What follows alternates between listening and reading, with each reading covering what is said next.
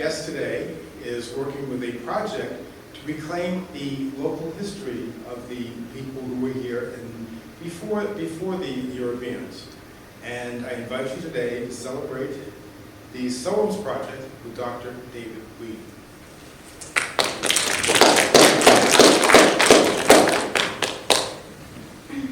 Thank you very much. Well, thank you all for coming today to learn something about the 17th century. Not a whole lot of people spend a lot of their time in the 17th century, but I do. I began working on a project about 15 years ago to learn about the King Philip War, and published a website with this long name, King Philip's War in the Colonial Contact Period in and around Barrington, Warren, and Swansea. And that's been up and gotten a lot of connection with other sites. But shortly after that, I helped to rededicate the well at the Hugh Cole well over in Warren, where I live. And then met the woman in the lower left-hand corner, Ellen Trader, who lived in Barrington, but had done a presentation on the Sowams heritage area. Just after I retired 2 years ago, May of 17, people came to Burrs Hill Park, right behind my house in Warren, across from the town beach, and began digging a hole. And I thought, well, this is interesting. I better find out more about it.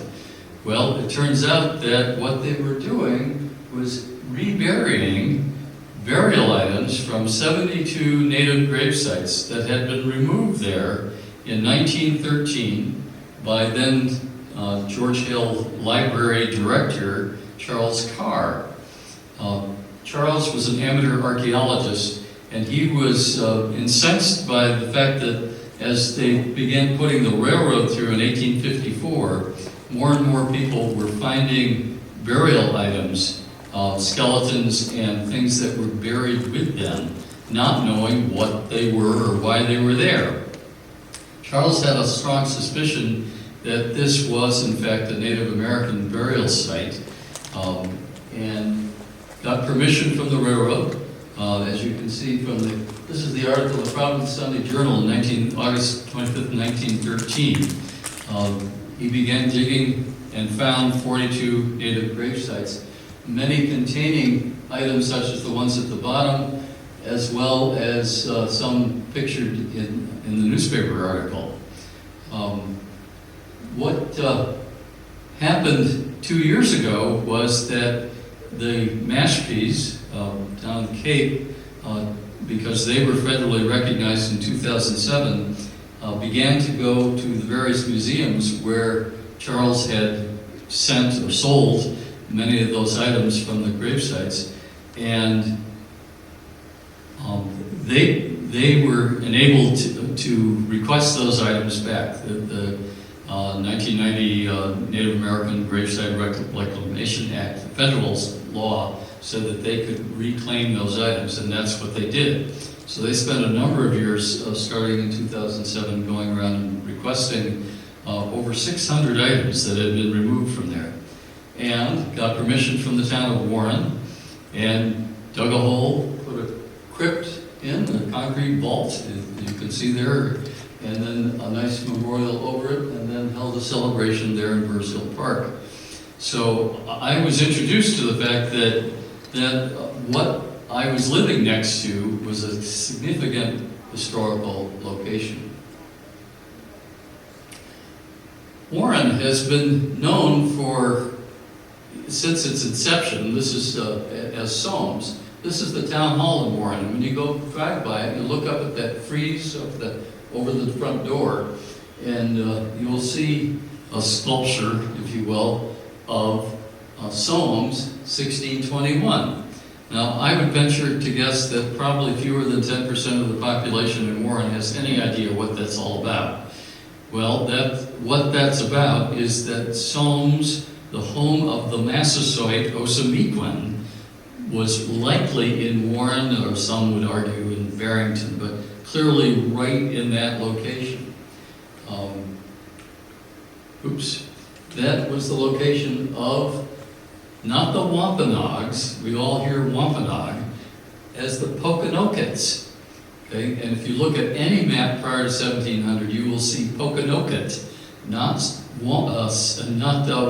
Wampanoag doesn't appear till after the King Philip War, because the Native people who survived that war were told you cannot speak the language, you cannot identify yourself as Pokanoket. We want to expunge the term Pokanoket from the face of the earth. You can call yourself Wampanoag. And that's what's happened since then. And only in the last 20 years or so has the tribe begun to come forward and call themselves who they always were, Pokanokets. This is the tribe today. On the lower left, you'll see the Sagamore in the dark shirt and members of the tribal council. Here are other members, all with Sagamore, and some of the celebrations that they now hold up at Mount Hope in Bristol. Well, the Pokanoket territory was not just around here, Sowams, this area that you see in the upper left-hand map, but really extended all the way up to the Massachusetts territory near Boston, included Providence, and included Martha's Vineyard and Nantucket. You'll notice it did not include the Cape, and the Mashpees are on the Cape. The Mashpees did not participate in the uprising in 1675. They instead joined with the English and were rewarded with territory, which you can now find a reservation in Mashpee. The Pokanokets were a different story. If they weren't killed outright after the war, they were enslaved, and many were sent to Barbados. So you haven't heard much about Pokanoket, okay? But this, where it says Wampanoag, you need to replace that name with Pokanoket. Narragansett, the Pequots, and the Nipmunks were also in this area. People have lived here for at least 8,000, as long as 10,000 years. How do we know that? Because the glaciers receded here for the first time in about 12,000 years ago. And it would take a couple thousand years for the forest to grow and to become, and the animals to move in, and for it to become a habitable place. There's archaeological evidence that goes back at least 8,000 years, and there's probably much more evidence that is now beneath Narragansett Bay, because the bay is much higher now. After the glaciers, the bay went out past Block Island. The land went out past Block Island. So there was no Narragansett Bay right after the glaciers. Once they receded, the ocean levels began rising, and people began moving into this area and had a very successful life here. Okay? Imagine a civilization that could exist for 10,000 years without a problem, as far as we know. Okay? Until, guess who started arriving? In the 1500s. These strange people coming in on these floating islands. Okay? They were welcomed, at least to the extent of providing an opportunity for trade. And the native people here were always interested in obtaining new technology. So when they saw steel knives and hatchets, woven cloth, pottery, all kinds of things that they did not have, they were eager to trade, mostly furs. For that, they also traded some corn and other kinds of things. But they were also happy to see those European traders leave. Okay. They didn't expect them to stay, but then what happened in 1620? It wasn't just the usual shipload of men, there were women and children aboard. This was going to be different. This group of pilgrims arrived just after what's called the Great Dying. There was an epidemic that wiped out over 90% of the native population along the coast of Massachusetts. When the Pilgrims arrived in Patuxent, or what we call Plymouth. They found nothing but bleached bones on the ground because there weren't enough people alive to bury the dead. Somerset, who had been taken by one of the traders back to England and learned English and then came back to his village, was shocked to find out that everyone he knew was gone. Okay? This was a devastating event for a lot of reasons, in particular because not only had the Massasoit lost his warriors, he had also lost the knowledge base that the elders had that lived in that area. The Pilgrims, however, took this as a sign from God, preparing the way so they could just move into this nice village area that had cleared land, suitable for growing crops, and a wonderful place for them to start their new life.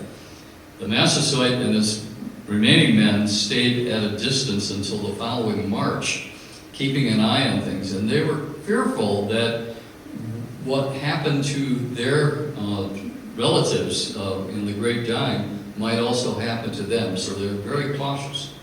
But eventually decided to make contact, and through Somerset were able to translate for one another, and held a meeting with Charles Carter, then governor, in which a treaty was spelled out. They met on March 22nd and then came back on April Fool's Day, 1621, to sign an agreement.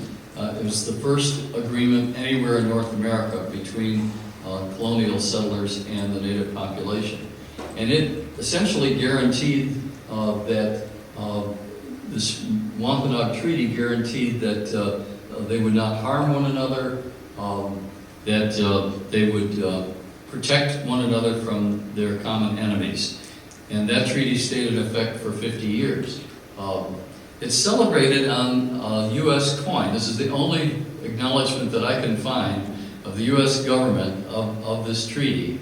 And this is on the back of the Sacagawea dollar coin. Most people know about that, but they don't turn it over, and if they do, they'll see Wampanoag Treaty with no explanation. It really should say Pokanoket Treaty. But in any case, that treaty guaranteed the survival of the English and of the Pokanokets for 50 years, half a century.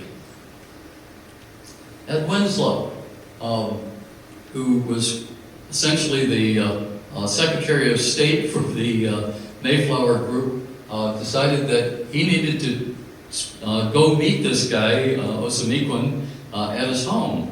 So he and Hamden and a native guide took them on a walk from Plymouth down to, we'll say Warren, if not Warren Barrington, to Sowams, where they met with the Massasoit. That is acknowledged by Virginia Baker and Guy Fessenden, who said, well, the Massasoit must be living in a village on the Warren River where there's a spring, and we'll call that the Massasoit Spring, and we'll put a nice monument there, and that'll settle it, right? Well, then Tom Bicknell from Barrington said, no, I've got proof from the documents I've been examining that the Massasoit was living in Barrington, across the river. We're talking a few hundred yards difference, okay?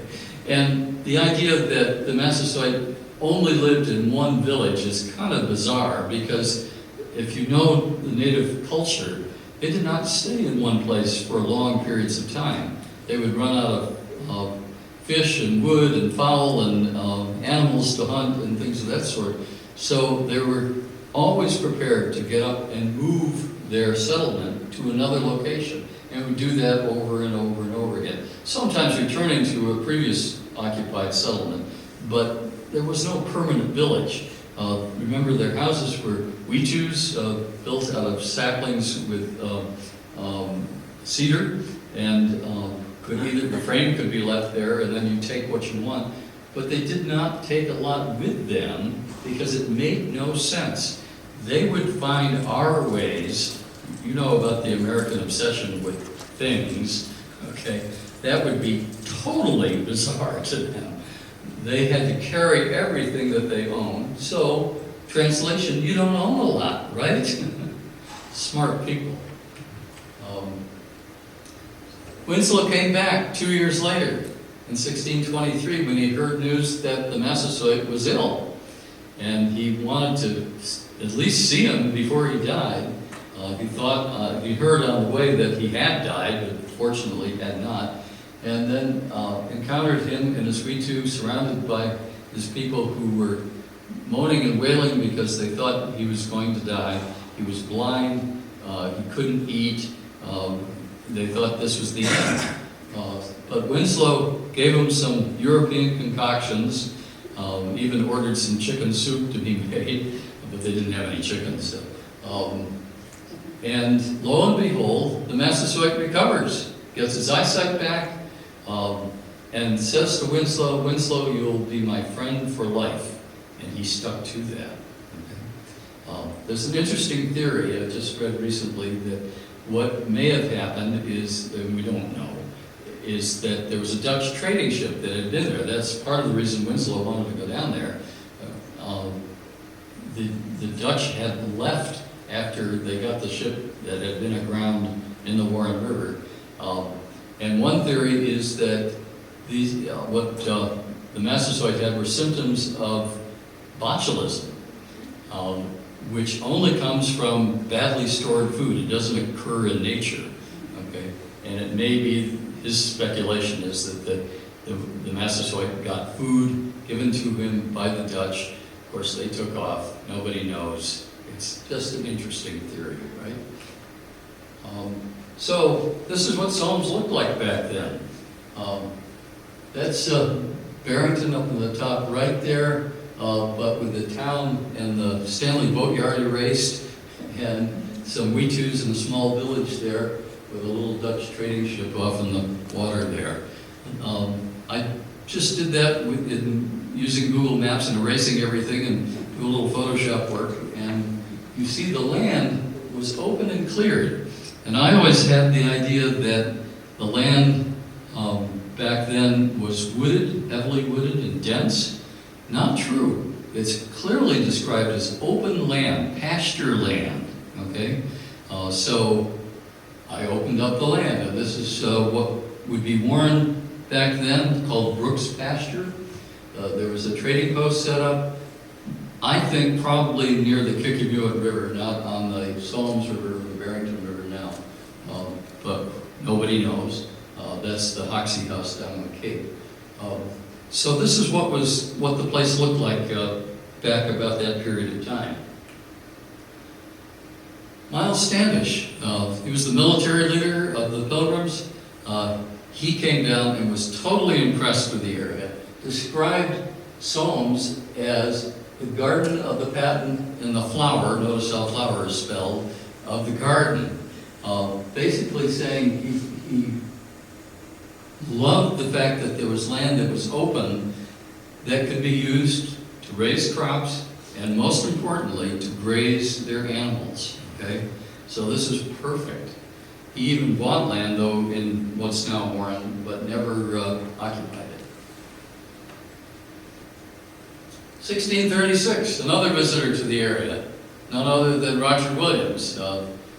I just spent all day last Saturday with an all-day conference on Roger Williams over at Smith's Castle in Wickford, but Roger had come down from Salem in the winter of 1676 because first he came from England in 1631, spent a year in Plymouth, got to know the Massasoit then. Then, because they didn't agree with his point of view, he went up to Salem and thought he was going to do fine there until the authorities in Boston said, "No, we don't like what you're saying about separating the church and the state. So you got to go back to England, and we're sending troops to get you." Well, he got word of that and left his home and his wife and children and walked all the way from Salem all the way down here to Warren, basically. In the winter of 1636, it was one of the worst winters known then. The entire Narragansett Bay was frozen over. It was that cold, okay? he arrived at the winter encampment of the Massasoit, which we think is just north of the Warren line in Swansea, where there was a winter settlement, and was nursed back to health because he was deathly ill and could have died at that point, at which point there would not be a Providence, there would not be a Rhode Island. Everything would have been different. But with the help of a native woman, Margaret, so-called, that's not her native name, he was nursed back to health here at Margaret's Cave. This is on private property, but I lead tours there every now and then. And the Roger Williams family has marked that as the likely location where Williams was recovered his health and left then in April of 1636 to go up to Omega Pond, upper left-hand corner there. Omega Pond is in East Providence, and across the street from that pond you will find a marker, though it's the marker up in the upper right is set way back, and you'll never see it unless you get out of your car and walk up there. We're going to do better and do a better marker. There are also a couple of 17th century houses in the neighborhood. But that's where Roger decided that he would start a new colony until he got word from Plymouth that he was on their territory and he had to remove. So remove he did. He went across the river, the Seacock River. You've probably seen paintings or illustrations of him being greeted by Canonicus, the Narragansett chief, and what cheer Netop, which is, by the way, that's on the symbol of the city of Providence, on all the trucks. It says, what cheer Netop. And settled Providence. How many of you have been to the Roger Williams Memorial down on North Main Street in Providence? I see 1, 2 hands, 3 hands maybe. We should all go, 4 hands, okay? I was just there again over the weekend.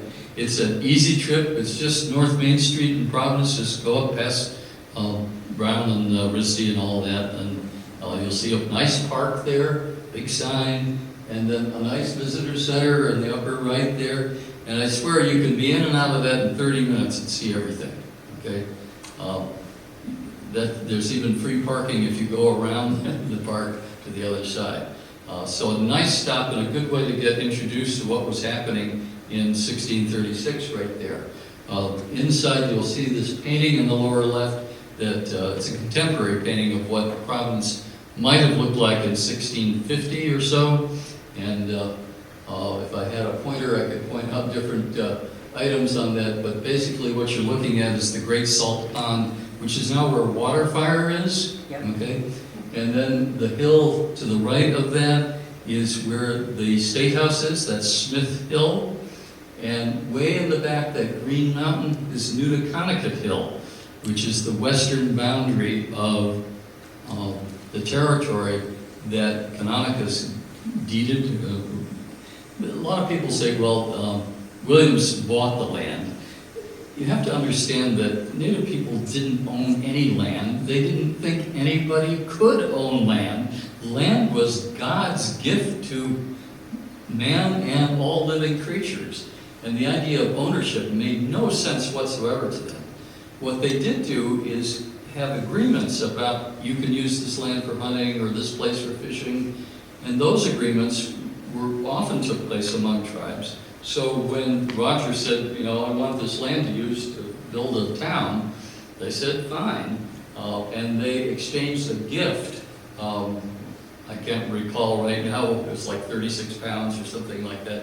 That's not a purchase. That's simply an acknowledgement of the exchange, okay? So this idea of buying land, even though Williams continued to insist in the English way of doing things, that's what he was doing. You can also stop at the Weybosset Bridge. There's some nice interpretive signs on the east side. That's right at the bottom of College Hill. Obviously, that's downtown Providence. That's the 8th version of a bridge that was first put there in 1660. And it was a toll bridge run by none other than Roger Williams. He was an older man at the time, didn't have a lot of money, and that's how he earned his living for a few years. Of course, the bridge then washed out in a hurricane or storm. Then they went back to wading across there. That was the one place, the first place, if you were coming from anywhere in the West Bay and wanted to go anywhere in the East Bay, that was your best route, was across that space, because at low tide you could wade across. Otherwise, you'd have to go further up the river and find another place to cross. So that became the center of town on what was known then as Town Street, and the whole layout of Providence proceeded from there. I'm not going to go into all the land exchanges and all the boundary issues and things of that sort. That would take a full hour to explain that, but at least you could get some idea of how these land purchases occurred. First was Rehoboth in 1643, and then Wannamoiset over in what's now Riverside, East Providence. Then there were purchases, the land was split between Sowams and the Wampanoag lands, became Swansea, okay? Then that land was divided between Swansea and Barrington, and then that land was, then Warren absorbed Barrington, and then Swansea became a proper town of its own, and finally by 1770 you have the current configuration of boundaries. But you'll notice that Bristol was never involved. Bristol was never, quote, sold by the native people. So, 1643, the first settlement over in East Providence. The church that's there now celebrates that congregation has been in place since 1643. That's the fourth church building they've had. But you can see many of the early settlers' grave sites across the street. So that's where the English settlement in this area really began. But there were many other settlements that occurred around here. This is a map that I made for the King Philip War site. And you'll see Bristol down here. The red spots are where we know there were native occupations, okay, including up there at Tyler Point in Barrington. But then around that, you'll see up north of the Runnels River, an English settlement, another one up near what was then called the waiting place. The Miles Garrison was there. There was a whole church there where Reverend Miles started a small settlement. Swansea, then known as Swayze Quarter, then an English settlement in 1653 on the Kickamuit River in Warren. Other little settlements around there, one in Warwick, of course Providence, way up in the top. And if you could see the bottom of the map, you would find Newport, which was really the large commercial center and the biggest settlement there. Have you heard that Newport was bigger than New York City? It was one of the four largest cities on the East Coast for a long period of time, which is why the British were so interested during the Revolutionary War. So what you've got is a picture of the native population, which had been dropping precipitously over the 50-year period of time from 1620 to 1675. Probably, there are many estimates, there were no censuses taken, but we think around at least 7,000, maybe as many as 10,000 native people when the Pilgrims landed. Remember, that's after the Great Die-Off, so there were many before that. But then there were other infectious outbreaks, 1632, 1643, so the population kept dropping. So by the time the King Philip War broke out in 1675, we think there were fewer than 700 native people left living on the Bristol Peninsula. Meanwhile, the English population was exploding.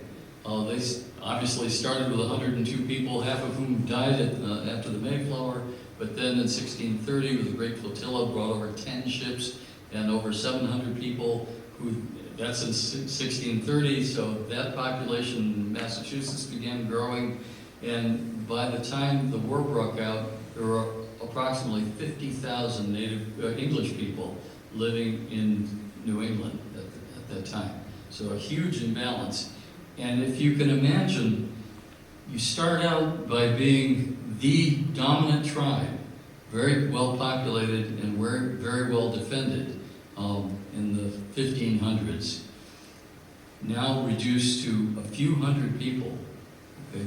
Mostly by diseases that no one understood how to treat or prevent, and diseases that never seemed to affect the English, and they thought that was because they had some magical power. So you're down to 700 people, surrounded by English people, and you realize that in another 20 years you'll probably all be gone. Okay?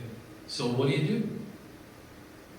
Well, there's a lot of discussion for a long period of time, but finally the decision was made to start to drive the English out of there, and the King Philip War began in Warren, right on what's now Child Street in that area, with the first shot fired against by a 12-year-old who hit the arm of a native person who was caught looting their farm, and everybody was at church. But that was enough because the belief was that whoever draws the first blood will lose the war, so meaning the English would lose. So Philip and his men started moving over into farms in what's now Swansea and burning those farms. People were driven out to the garrison house, and word spread up to Boston very quickly. 300 militiamen came down and settled at the what's now the Miles Garrison. I don't know if you're familiar with what used to be the Bungtown Bridge. It's now the Miles Bridge in Barneyville, in way western Swansea. If you ever get a chance to go out there, there's a monument. I'll show you the picture there. So the English came with the idea of coming down what's now Metacom Avenue all the way to Mount Hope and meeting Philip and surrounding him and stopping him from going any further. Well, do you think Philip would just stay there and let that happen? Of course not. He had plenty of time, and he and his warriors left. There was nobody left in Mount Hope. They all came down, crossed the river over to what's now Tiverton, and then went up through the swamp in Tiverton. You can't get to anymore. Up along the Watuppa Pond on the east side of the Watuppa to the Maori Trail. Anybody been on the Maori Trail? Go to Green Futures. They lead tours up there, and eventually across the Taunton River, and then up to Nipmuc territory in central Massachusetts, and then proceeded.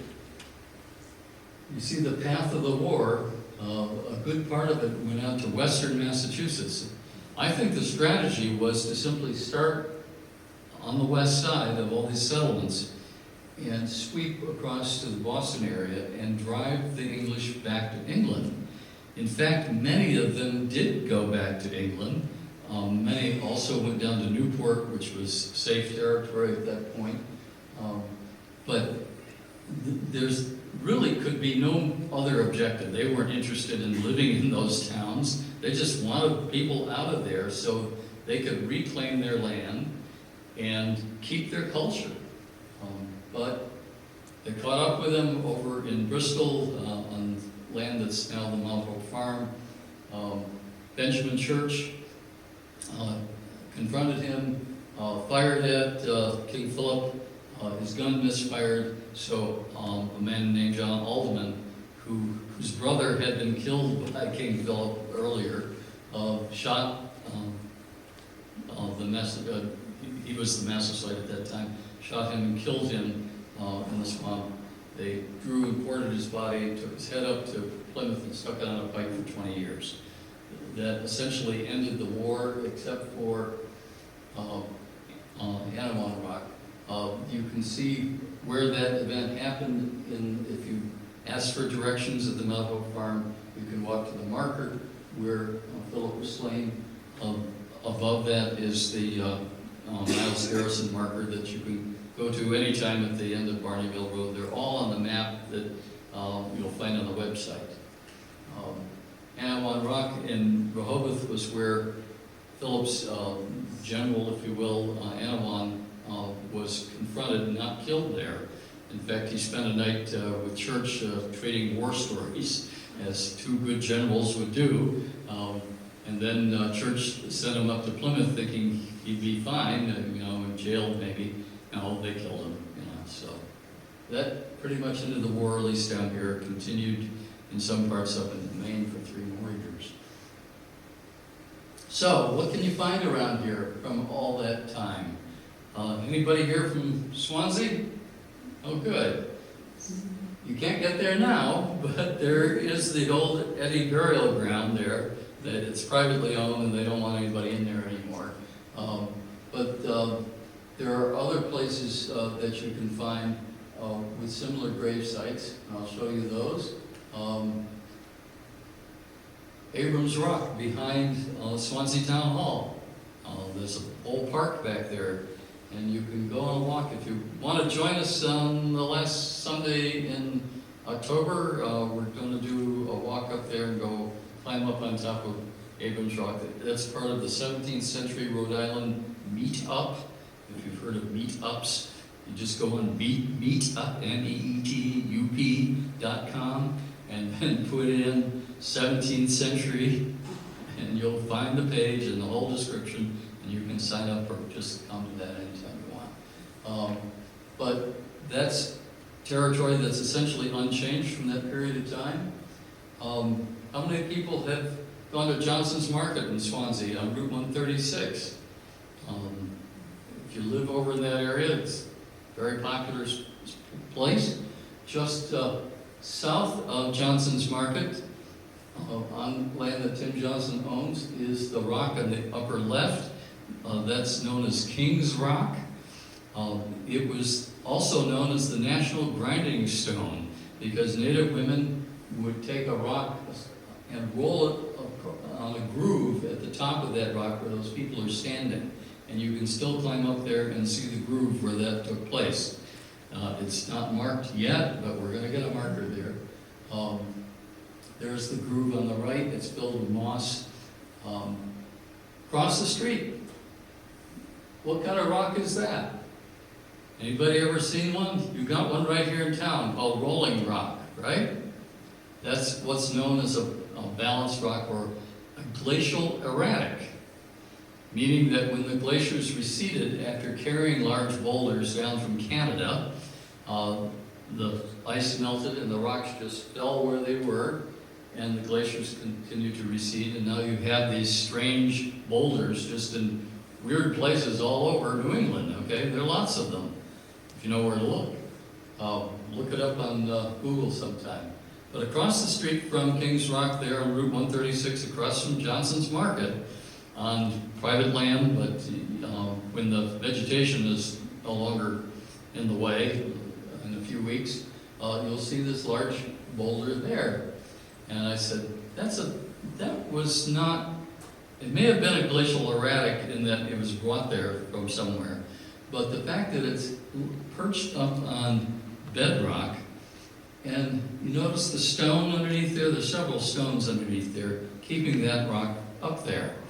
So I called the state geologist and I said, so Tim, what's the name of that rock? He said, oh, I don't know, it's just a glacial erratic. I said, Tim, glaciers don't put stones under the boulders that they deposit, all right? People do that. And he said, well, I don't know. We don't have any historical information about it. He said, well, that could have been a bunch of college kids who did that. I said, no, Tim, college kids aren't going to roll that kind of a rock and put that in a place that Native people all over New England put large rocks like that on top of granite outcroppings, on the top of what's known as Sacham's Knoll, which is a spot, when you stand there, you can see the turbine blades of the Allens Avenue turbines in Providence with your naked eye, right there, spinning away, okay? If you look the other way, you'll see the large rock where Margaret's Cave is, okay? And you have Kings Rock that's marked on a million maps, okay? No question about that. And this is the route that Philip traveled, because we know when the British were at the garrison, they marched down that road to Mount Hope. This is a native spot, a sacred native spot, a spot that needs to be identified, and we're working on doing that. If you know anybody who knows anything, please let me know. Also in Swansea, I think they're either just had or they're about to have another open house. They do these on Sunday over at Luther's Corners, and it's the little museum for Swansea, the historical museum. But if you go inside there, you'll find a Cahoon brick. That brick was made in Swansea just before the start of the King Philip War, along the Palmer River. And Carl Becker, who's the historical director there, fished that out of the river because they left some of the bricks that they were making along there, and he was able to find one. I've since looked, I couldn't find one. But that's also you'll find the Church of Christ there, the White Church in Swansea. That was started in 1680, not the building, but the congregation. There's the charter for it. And you'll also, on Old Warren Road, go by the Jonathan Cole House, the oldest house in Swansea. It's not pre-1700, probably 1705, but it's definitely on land that was colonial land. I've been in that house.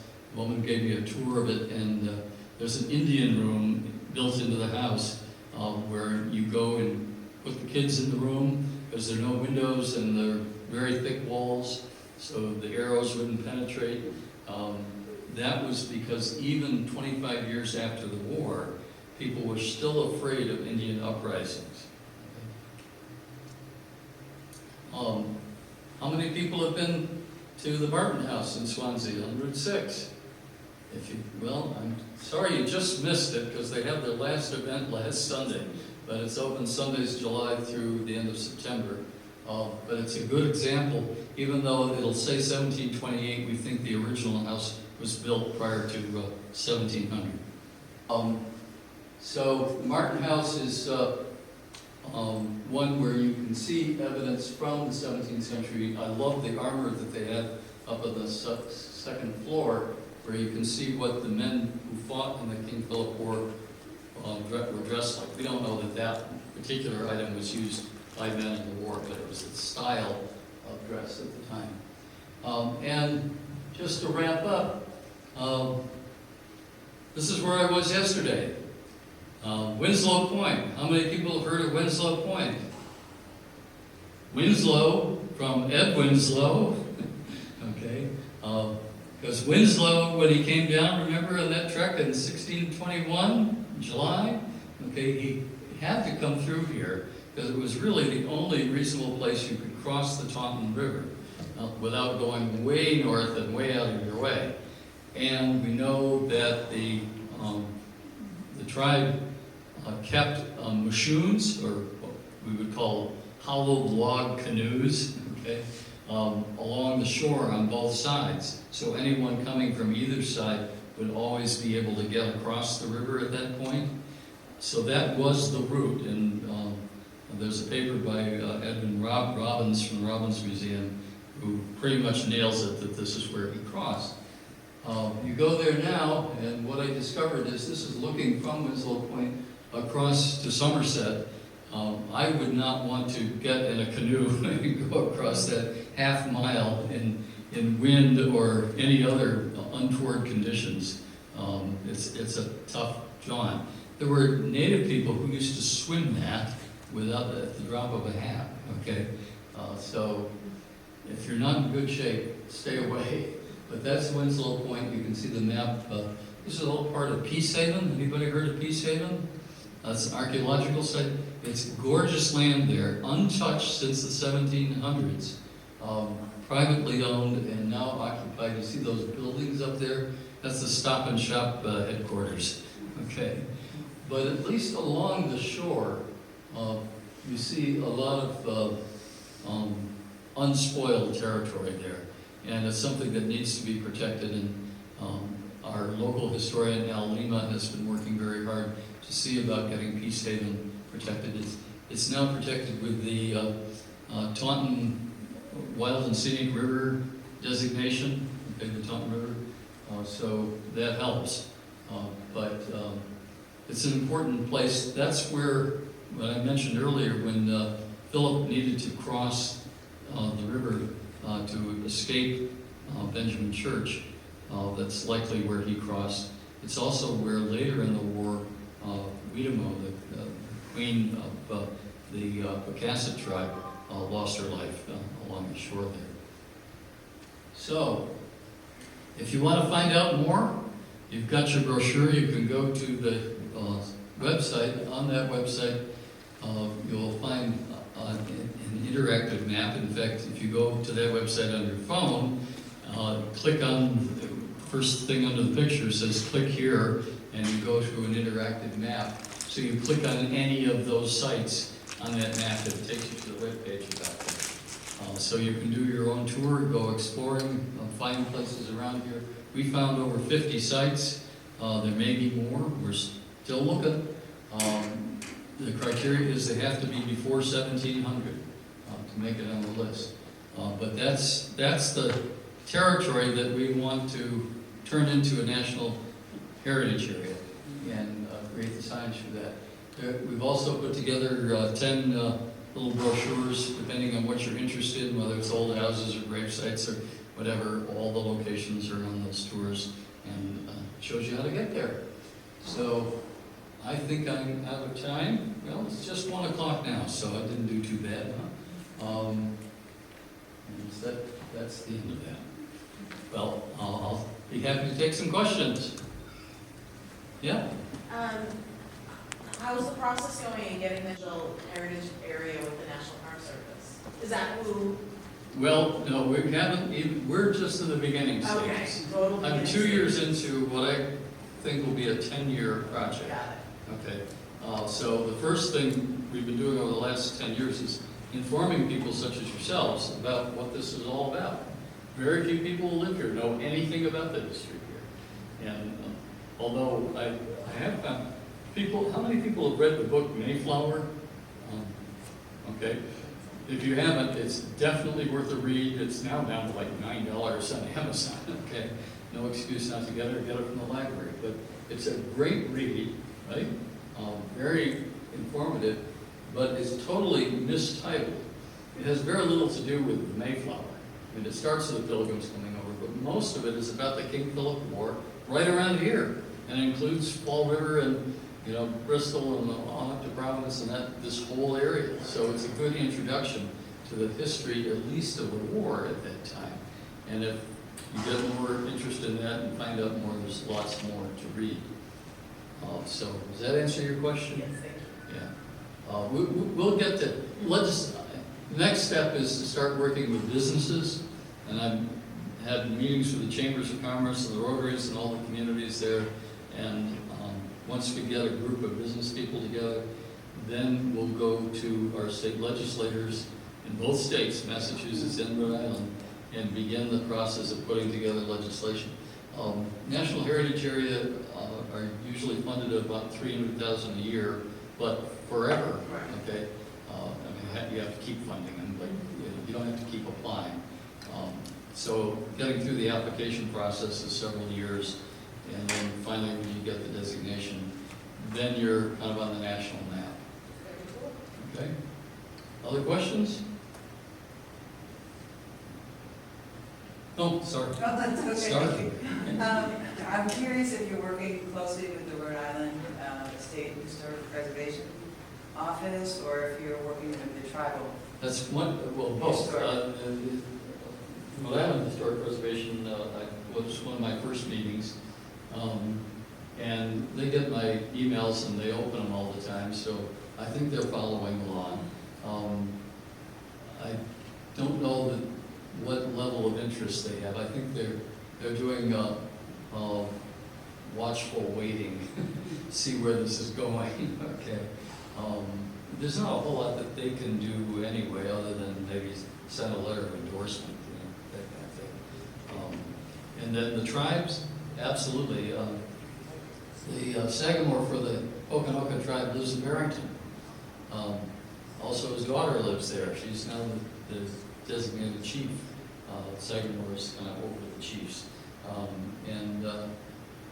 We got a grant from the Rhode Island Council on Humanities last April, started doing programs in schools and had 10 different presentations with the tribe. If you want to see any of those, they're on the website. Just go to videos. You'll scroll down, you'll find videos of the tribe. They do a terrific presentation. And that's how we got the idea of doing this event coming up next June. Put this on your calendar, June 28th, Burrs Hill Park, all day. Will be before the Mayflower, the rest of the story. And then the following year, also on the same weekend, the weekend before 4th of July, we'll be doing, the first one's before the Mayflower, the next one is after the Mayflower. And that's when we're going to do a recreation of Winslow's visit, 400 years before, and be looking for a small group of people who are willing to dress in colonial costume and walk out of Plymouth. We won't make them walk all 40 miles, but to get a little publicity, we need to have them start their walk up there, and then finish the walk down in Warren. But that'll have both native and colonial events there. Learn how to start a fire without a match, or learn how to cook Johnny cakes, and all those things from the 17th century. Other questions? I'll be happy to stick around if you want to talk to me individually.